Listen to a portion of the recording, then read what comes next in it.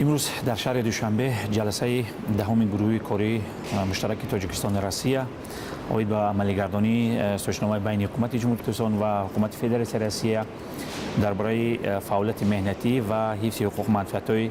شهروندان جمهوری ترکستان در قلمرو فدراسیون روسیه و شهروندان فدراسیون روسیه در جمهوری ترکستان که سنه 16 اکتبر سال 2004 به امضا رسیده بود در اساس همون سوچنامه‌ای که تا امروز عمل میکند جلسه گروه کاری برگزار گردید. روزنامه مذکور از 7 مسئله عبارت است و جهت تطبیق سوچنامه مذکور آن سوچنامه که بواسطه با مسئله های مهاجرت مهنتی وابستگی دارد اوید با آمادگی طرف‌ها جهتی به امضا رسانی 4 عدد لایحه سوچنامه ها بین حکومت جمهوری ترکستان و حکومت فدراسیون روسیه و درباره ریادمیسیا و پروتکل اجرایی اوید به ترتیب تطبیق شوی آن اوید به جلب متشکلانه شهروندان جمهوری ترکستان از جمله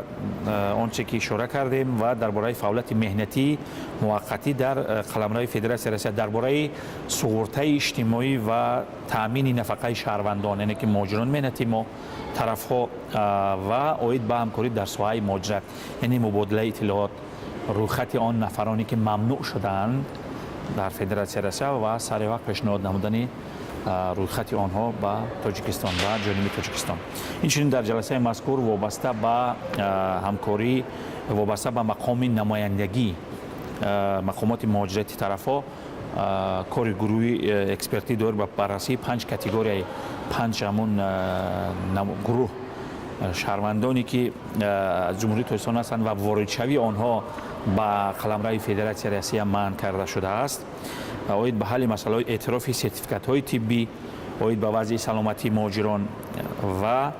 همچنین اوید به حالت عملی شوی مقررات پروتکل بین حکومتی که از 29 اکتبر سال 2013 به امضا رسیده بود و اجازه کار که در گذشته ما دو سوچنامه‌ای که بین ترکستان و فدراسیون روسیه به امضا شد مسئله مهلت از 7 روز به 15 روز یعنی تمدید مهلت بوده باش وقتی که مهاجران ما به فدراسیون روسیه سفر میکنند در مدت 15 روز کاری میتوانند خود را به خیر بگذارند و مسئله دیگر همی بود که اجازه کاری برای شهروندان جمهوری ترکستان از مدت 1 سال به مدت 3 سال بخارجتن از قلمرو فدراسیون روسیه موردی یعنی که عمل قرار گرفت و در همین جلسه گروه کاری از جنوب تاجیکستان پیشنهاد گردید که امو پتنتی که شهروندان دریافت میکنند مهلت آن از 3 روز از 1 سال تا به 3 سال یعنی که تمدید کرده شود. این هم یکی از پیشنهاداتی است که از جانب تاجیکستان در جلسه مشترک با جانب فدراسیون روسیه پیشنهاد گردید. در مخزن معلومات ما زیاده از 200,000 نفر شهروندان وجود دارند میتوانند به طریق سیستم FMS و همچنین خدمات فدرالی امنیت روسیه FSB کارمندای خدمات در شهر نو و در شهر دوشنبه و همچنین در دستگاه مرکزی همه رویخط آنها هست و هر یک ماه توسط